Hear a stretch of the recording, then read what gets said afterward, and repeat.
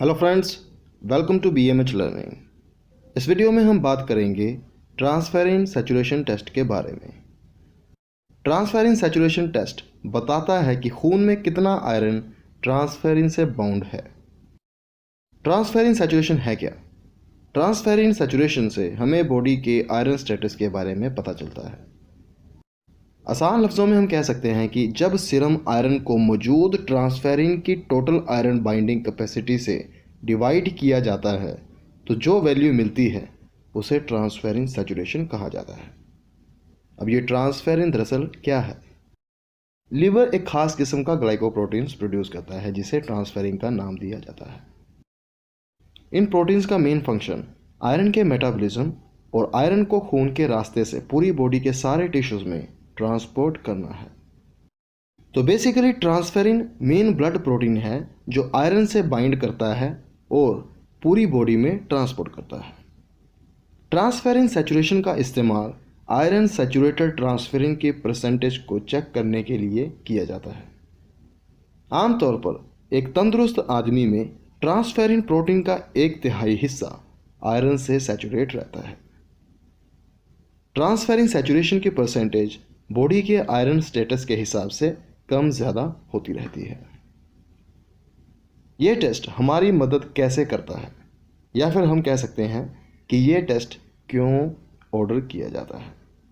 Transferrin saturation का सबसे important use है कि इससे पेशेंट के आयरन स्टेटस के बारे में पता चलता है, यानी कि आयरन कम है या ज़्यादा। ब्लड में ट्रांसफेरिन लेवल्स के चेंजेस आयरन रिलेटेड कंडीशंस की तरफ इशारा करते हैं। आमतौर पर अगर प्लाज्मा में ट्रांसफेरिन लेवल्स ज़्यादा हो जाता है तो इससे ट्रांसफेरिन सैचुरेशन कम हो जाता है और इन दोनों की वजह से TIBC यानी कि total iron binding capacity increase हो जाती है। इसका मतलब है कि अगर ट्रांसफेरिन सैचुरेशन परसेंटेज लो है तो ये इशारा करता है बॉडी में आयरन के स्टेट्स लो हैं, जैसे कि आयरन की कमी, एनीमिया और प्रेगनेंसी।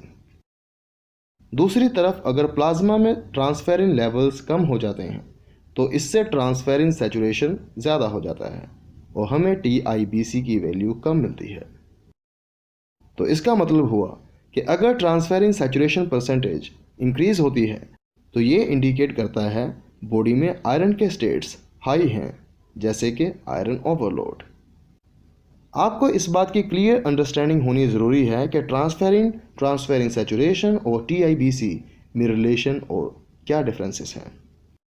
इसके लिए आप मेरी आयरन रिलेटेड बाकी वीडियोस देख सकते हैं। अब बात करते हैं कि ट्रांसफेरिन सैचुरेशन किस वजह से चेंज होता है। आयरन की कमी और ट्रांसफेरिन सैचुरेशन कम होना माल न्यूट्रिशन की वजह से हो सकता है, मतलब कि डाइट में आयरन सफिशिएंट अमाउंट में नहीं है। एक और पॉसिबिलिटी हो सकती है कि आयरन की जितनी तादाद बॉडी को चाहिए उतनी एब्जॉर्ब नहीं हो रही।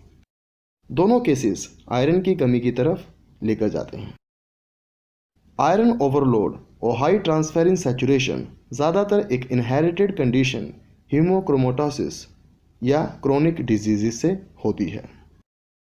हीमोक्रोमेटोसिस एक म्यूटेटेड जीन की बदौलत होता है और इसकी वजह से बॉडी में एंटर होने वाला आयरन ज़्यादा हो जाता है। बेसिकली जो पेशेंट्स हीमोक्रोमेटोसिस से अफेक्टेड हैं वो नॉर्मल आदमी से 2 गुना ज़्यादा आयरन एब्जॉर्ब करते हैं और आयरन की इतनी तादाद बहुत ज़्यादा टॉक्सिक है और जानलेवा भी साबित हो सकती है।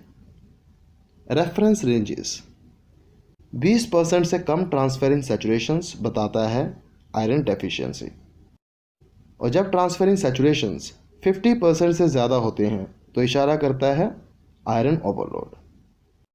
ट्रांसफेरिन रेफरेंस रेंजेस मेल्स में 20 से 50% रहते हैं, जबकि फीमेल्स के केसेस में 15 से 50% रहते हैं। रिजल्ट्स को कैसे समझें? Higher transferrin saturation values high iron states में पाए जाते हैं, जैसे कि मेगलोब्लास्टिक एनीमिया, साइडेरोब्लास्टिक एनीमिया और iron overload states. Transferrin saturation की कम वैल्यूज़ ज़्यादातर उन पेशेंट्स में पाई जाती हैं जो chronic iron deficiency, chronic infection, extensive malignancy, tissue inflammation states, uraemia and nephrotic syndrome से अफेक्टेड रहते हैं। हाई और लो आयरन के सिम्टम्स। आयरन की कमी के सिम्टम्स हैं थकावट और बेजान महसूस करना, सांस में दिक्कत, चमड़ी का पीला दिखना, हार्ट पल्पिटेशंस। हीमोक्रोमेटोसिस के सिम्टम्स हैं थकान और बेजान महसूस करना, लिम्स में कमज़ोरी, जोड़ों में दर्द, पेट में दर्द, सेक्स ड्राइव कम होना, लीवर डैमेज होना, टाइप 2 डायबिटीज़, नामर्दी या मेनोपॉज जल्दी आना, jaundice. This was all. Thanks for watching.